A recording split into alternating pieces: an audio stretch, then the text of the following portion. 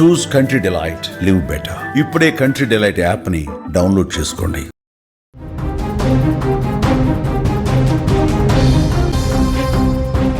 ప్రేమోన్మాది రెచ్చిపోయాడు. ప్రేమికురాలి గొంతు కోసి దారుణంగా హత్య చేశాడు. అనంతరం తాను కూడా ఆత్మహత్యాయత్నం చేశాడు. పెళ్లికి నిరాకరించడంతోనే ఈ ఘాతుకానికి పాల్పడినట్టుగా తెలుస్తోంది. సంగారెడ్డి జిల్లా రామచంద్రపురం పిఎస్ పరిధిలో ఈ ఘటన జరిగింది. మృతురాలిది విజయనగరం జిల్లా నుంచి వాళ్ళు వలస వచ్చారు. 25 సంవత్సరాల క్రితం వాళ్ళు హైదరాబాద్కి వలస వచ్చినట్టుగా తెలుస్తోంది. ఈ నిందితుడు ప్రవీణ్ మెదక్ జిల్లా వాసి.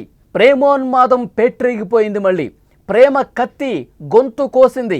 ప్రేమించిన వాడే కాలయముడిగా మారాడు. ఇంట్లోకి దూరి కత్తితో గొంతు కోసి ప్రియురాల్ని అత్యంత కిరాతకంగా ఓ ఉన్మాది చంపేశాడు. వద్దన్నా వినలేదు, కాళ్ళు పట్టుకున్నా కనికరించలేదు. పెళ్లి వాయిదా వేస్తుందనే కోపం, ఆక్రోశంతో అతడు రగిలిపోయి రక్త చరిత్ర రాసిన పరిస్థితి. అనంతరం ప్రేయసిని చంపేసిన కత్తితోనే తాను కూడా గాయపరుచుకుని ఆత్మహత్యాయత్నానికి పాల్పడ్డాడు. సంగారెడ్డి జిల్లా రామచంద్రపురం పిఎస్ పరిధిలో జరిగిన ఈ దారుణం ప్రతి ఒక్కరిని కూడా భయాందోళనకు గురి చేసింది. హత్యకు గురైన యువతి పేరు రమ్య. చందానగర్లోని ఓ ప్రైవేటు కాలేజీలో డిగ్రీ ఫైనల్ ఇయర్ చదువుతోంది. ఆమె చంపేసిన నిందితుడి పేరు ప్రవీణ్. మెదక్ జిల్లా వాసి, బీటెక్ కంప్లీట్ చేశాడు. ఓ ప్రైవేట్ కంపెనీలో పనిచేస్తున్నాడు. వీళ్ళకి 3 ఏళ్ల కిందటే పరిచయం ఏర్పడింది. ఆ పరిచయం కాస్త ప్రేమగా మారింది. ఈ క్రమంలోనే పెళ్లి చేసుకుందామని చెప్పి ప్రవీణ్ రమ్యను కోరుతా ఉన్నాడు. 6 నెలల క్రితం ఈ ప్రేమ విషయాన్ని ప్రవీణ్ రమ్య తల్లిదండ్రులకు చెప్పారు. వాళ్ళు అంగీకరించలేదు. తన కూతుర్ని మర్చిపోవాలంటూ హెచ్చరించారు. అప్పటి నుంచి రమ్యకు పెళ్లి సంబంధాలు కూడా చూడటం స్టార్ట్ చేశారు. దీంతో మనస్తాపానికి గురయ్యాడు ప్రవీణ్. రమ్యను పదే పెళ్లి కోసం బలవంతం చేస్తా ఉన్నాడు. సోమవారం మధ్యాహ్నం రమ్య తల్లిదండ్రులు ఇంట్లో లేని సమయంలో ప్రవీణ్ అక్కడికి వచ్చాడు. ఆమెను పెళ్లి చేసుకోవాలంటూ మళ్ళీ కోరినట్టు తెలుస్తోంది. రమ్య చదువు పూర్తయ్యాకే పెళ్లి విషయం గురించి ఆలోచిస్తా అని చాలా స్పష్టంగా చెప్పింది. ఇద్దరి మధ్య వాగ్వాదం జరిగింది. తీవ్ర ఆగ్రహానికి గురైన ప్రవీణ్ రమ్య గొంతు కోసి చంపేశాడు. ప్రవీణ్ కూడా తన గొంతు కోసుకొని ఆత్మహత్యాయత్నం చేశాడు. సుమారు 1 గంట సమయంలో, మధ్యాహ్నం 1 గంట సమయంలో రమ్య తల్లి ఈశ్వరమ్మ ఇంటికి రాగా తలుపు లోపలికి మూసి ఉంది, గడియ పెట్టి ఉంది. అనుమానం వచ్చి కిటికీలోంచి చూస్తే రమ్య రక్తపు మడుగులో పడి ఉంది. ప్రవీణ్ పక్కనే గాయాలతో కనిపించాడు. వెంటనే ఇరుగు పొరుగు వారికి సమాచారం అందించారు. ఆ తర్వాత ఆసుపత్రికి తీసుకెళ్లిన పరిస్థితుంది. రమ్య కుటుంబం స్వస్థలం ఏపీలోని విజయనగరం జిల్లా బాడంగి మండలం గజరాయిని వలస. ఆమె తల్లిదండ్రులు బొత్స శ్రీనివాస్, ఈశ్వరమ్మ దంపతులు 25 సంవత్సరాల క్రితమే హైదరాబాద్కు వలస వచ్చారు. ఓ పరిశ్రమలో పనిచేస్తూ కుమార్తెను కష్టపడి చదివిస్తున్నారు. చదువు పూర్తయ్యాక మంచి సంబంధం చూసి పెళ్లి చేయాలని అనుకున్నారు. కానీ ఇంతలోనే కుమార్తె దారుణ హత్యకు గురి కావడంతో వాళ్ళు కన్నీరు మున్నీరుగా విలపిస్తున్నటువంటి పరిస్థితి. మరొకసారి ప్రేమోన్మాది రెచ్చిపోయినటువంటి ఘటనకు సంబంధించి వార్త మనం చూస్తున్నాం. రక్త చరిత్ర రాశాడు. వెంట తెచ్చుకున్న కత్తితో చాలా దారుణంగా గొంతు కోసి చంపినటువంటి పరిస్థితి ఉంది. అసలు 3 సంవత్సరాల క్రితమే రమ్య అలాగే ప్రవీణ్ వాళ్ళు ప్రేమించుకుంటున్నారు. 3 సంవత్సరాల క్రితం అంటే ఇప్పుడు డిగ్రీ ఫైనల్ ఇయర్ చదువుతోంది రమ్య. 3 సంవత్సరాల క్రితం అంటే ఇంటర్ చదివే సమయంలోనో, ఇంటర్ పూర్తయ్యే సమయంలోనో వీళ్ళు పరిచయం అయ్యారు, ప్రేమించుకోవటం ప్రారంభించారు. అంటే ఇంత చిన్న వయసులో దీన్ని ప్రేమగా చూడాలా, అట్రాక్షన్గా చూడాలా? చిన్న వయసులోనే ప్రేమ పేరుతో ఉండటం, తల్లిదండ్రుల్ని ఈ విధంగా వేదనకు గురి చేయటం సబబా? చాలా దారుణం, అంటే దారుణమైన ఘటనగా చూడాలి. వీళ్ళిద్దరూ 3 సంవత్సరాలుగా ప్రేమించుకుంటున్నారు. 6 నెలల క్రితం రమ్య తల్లిదండ్రులకు ప్రవీణ్ చెప్పాడు, మీ అమ్మాయి అంటే నాకు ఇష్టం, పెళ్లి చేయండి, మీ అమ్మాయిని బాగా చూసుకుంటాను, దయచేసి మా పెళ్లి కానివ్వండి, రమ్య కూడా నేనంటే ఇష్టం, మేమిద్దరం 3 సంవత్సరాలుగా మాకు పరిచయం ఉంది, ప్రేమించుకుంటున్నాం, పెళ్లి చేయండి అంటూ ఒక సందర్భంలో తల్లిదండ్రులు కోరాడు ప్రవీణ్. కానీ వాళ్ళు ఒప్పుకోలేదు. ప్రేమ లేదు, గీమ లేదు, ఎక్కువ చేస్తే బాగుండదు, నీ మీద కేసు పెట్టాల్సి వస్తుందని చెప్పి హెచ్చరించి పంపించేశారు. అప్పటి నుంచి చిన్నపాటి గొడవలు జరుగుతూనే ఉన్నాయి. రమ్యకి అడుగుతా ఉన్నాడు, ఎట్లాగైనా మీ ఇంట్లో వాళ్ళకి చెప్పు, ఒప్పించు, మనం కలిసి ఉందాం, మనం హ్యాపీగా ఉందాం, ఇద్దరికి ఒకళ్ళంటే ఒకళ్ళు ఇష్టం కదా, నువ్వు లేకుండా నేను బతకలేను, నువ్వు లేకుండా నేను ఉండలేను, ప్లీజ్ మీ తల్లిదండ్రులను ఒప్పించు అని చెప్పి ఒక పక్క కోరతానే ఉన్నాడు.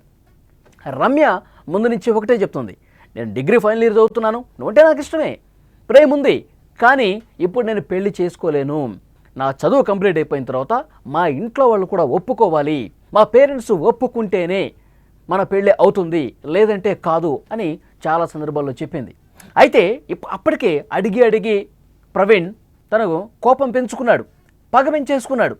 ఎంతకీ నేను చెప్పిన మాట వినట్లేదు, ఎప్పుడు తల్లిదండ్రుల మాటే వింటోంది, తల్లిదండ్రులు కూడా ఒకసారి నేను ఒప్పించే ప్రయత్నం చేస్తే నన్ను తిట్టి పంపించేశారు, నా మీద కేసు పెడతామన్నారు. ఇదంతా మనసులో పెట్టుకున్నాడు, కోపంతో రగిలిపోతున్నాడు.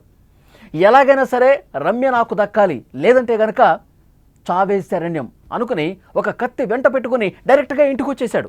ఇంట్లో ఎవరూ లేరు, కాసేపు మాట్లాడుకుందాం, మన పెళ్లి గురించి మాట్లాడుకుందాం, మీ ఇంట్లో వాళ్ళని ఎలా ఒప్పించాలి, ఏంటి మన భవిష్యత్ ఏంటి, దీని గురించి మనం మాట్లాడుకుందాం అని నమ్మించి ఇంటికి వెళ్ళాడు.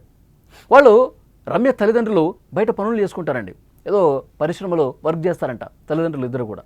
వాళ్ళు బయటికి వెళ్ళిపోయారు, ఇంట్లో ఎవరూ లేరు. మధ్యాహ్నం 1 గంట సమయం వచ్చాడు. ప్రవీణ్ ముందే ఒక ప్లాన్ ప్రకారం కత్తి తీసుకొని వచ్చాడు. తను ఒప్పుకుంటుందా లేదా, తల్లిదండ్రులు ఒప్పిస్తానంటుందా లేదా చూద్దాం, మళ్ళొకసారి మాట్లాడదాం అని వచ్చాడు. ఆమె మళ్ళీ అదే చెప్పింది, నీ మీద ప్రేమ ఉంది, అందుకే మనం 3 సంవత్సరాల నుంచి ఫ్రెండ్షిప్లో ఉన్నాము, ప్రేమలో ఉన్నాము, కానీ మా తల్లిదండ్రులు ఇంకా యాక్సెప్ట్ చేయలేదు, యాక్సెప్ట్ చేసే వరకు వెయిట్ చేద్దాం, ఈలోపు నాది కూడా చదువు కంప్లీట్ అవుతుంది, నువ్వు బీటెక్ చేసావు, నువ్వు జాబ్ చేస్తున్నావు, దాని మీద దృష్టి పెట్టు, తల్లిదండ్రులు ఈరోజు కాకపోతే రేపైనా మన ప్రేమను అంగీకరిస్తారు, అప్పుడు మనం పెళ్లి చేసుకుందాం, అంతేగాని ఇప్పటికిప్పుడు మన పెళ్లి జరిగిపోవాలి పెద్దల అంగీకారం లేకుండా అని దీనికి నేను ఓకే చెప్పలేను ప్రవీణ్, దయచేసి అర్థం చేసుకో, వెళ్ళిపో, మనం మళ్ళీ మాట్లాడుకుందాం అని చెప్పింది. తను ఇక ప్రవీణ్ ఆల్రెడీ ఒక ప్లాన్ ప్రకారం వచ్చాడు, కత్తి వెంట పెట్టుకుని వచ్చాడు.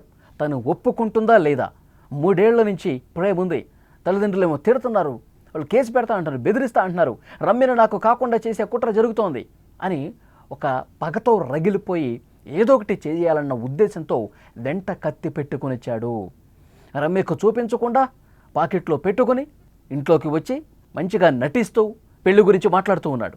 అయితే రమ్య మళ్ళీ ఒకసారి తెగేసి చెప్పడంతో, పెద్దలు అంగీకరిస్తేనే, మన పేరెంట్స్ ఒప్పుకుంటేనే ఈ పెళ్ళి అవుతుంది, అప్పటి వరకు దీని గురించి ఆలోచించడం మానేసేయి అని మళ్ళీ ఖరాఖండిగా చెప్పడంతో ఒక్కసారిగా కోపోద్రిక్తుడైనటువంటి ప్రవీణ్ తన వెంట తెచ్చుకున్న కత్తితో రమ్య పీక కోసే ప్రయత్నం చేశాడు. షాక్ అయిపోయింది రమ్య. ఏంటిది, ఏం చేస్తున్నావు, నీకు పిచ్చి పట్టిందా అని ఒక పెనుగులాట జరిగింది. ఎందుకంటే ఆ ఇంట్లో ఆ సమయంలో ఇంట్లో ఉన్నటువంటి సామాన్లు కూడా చిందరవందరగా పడ్డాయి. అంటే రమ్య ప్రతిఘటించింది, రమ్య వద్దని వారించింది, వాళ్ళ మధ్య ఒక పెనుగులాట జరిగింది. అయినా సరే మన పెళ్ళి అయితే మనం కలిసి ఉంటాం, లేకపోతే కలిసే చద్దాం అని చెప్పి తీసుకొచ్చినటువంటి కత్తితో గొంతు కోసేశాడు. తీవ్ర రక్తస్రావమైంది. రమ్య ఆన్ ది స్పాట్ పడిపోయింది ఇంట్లో. ఆ తర్వాత తన గొంతు కూడా కోసుకున్నాడు ప్రవీణ్. రక్తపు మడుగులో ఇద్దరు పడున్నారు. గంట గడిచిపోయింది. సరిగ్గా మధ్యాహ్నం 1 గంట సమయం దాటిన తర్వాత వారి తల్లి వచ్చింది ఇంటికి. ఏంటి గడియ పెట్టిందని చెప్పి చూసింది. ఎంతకీ డోర్ ఓపెన్ కావట్లేదు, లోపల నుంచి గడియ పెట్టింది. లోపల ఎవరున్నారని చెప్పి కిటికీలోంచి చూస్తే ఇద్దరు రక్తపు మడుగులో పడి ఉన్నారు. ఒక్కసారిగా షాక్ అయిపోయింది రమ్య తల్లి. వెంటనే ఇరుగు పొరుగు వారికి సమాచారం ఇచ్చారు. ఒక్కసారిగా కుప్పకూలిపోయింది. వాళ్ళకి సమాచారం ఇచ్చి వెంటనే తలుపు తీయండి, లోపల రక్తపు మడుగులో ఇద్దరు పడి ఉన్నారు, వాళ్ళు ఆసుపత్రికి తీసుకెళ్లారని చెప్పి ఇంటి చుట్టుపక్కల వాళ్ళందరినీ అడిగింది. ఒక్కసారిగా ఇంటి దగ్గరికి వచ్చి ఎంతకు ఈ గడియ రాకపోవటంతో తలుపుని బద్దలు కొట్టి లోపలికి వెళ్ళి చూశారు. రక్తపు మడుగులో ఇద్దరు పడి ఉన్నారు. వెంటనే అంబులెన్స్కి ఫోన్ చేశారు. అప్పటికే రమ్య చనిపోయింది. కొన ఊపిరితో ప్రవీణ్ ఉన్నాడు. వెంటనే 108లో ఆసుపత్రికి తీసుకెళ్లారు. ప్రవీణ్ ఆసుపత్రిలో చికిత్స పొందుతున్నాడు.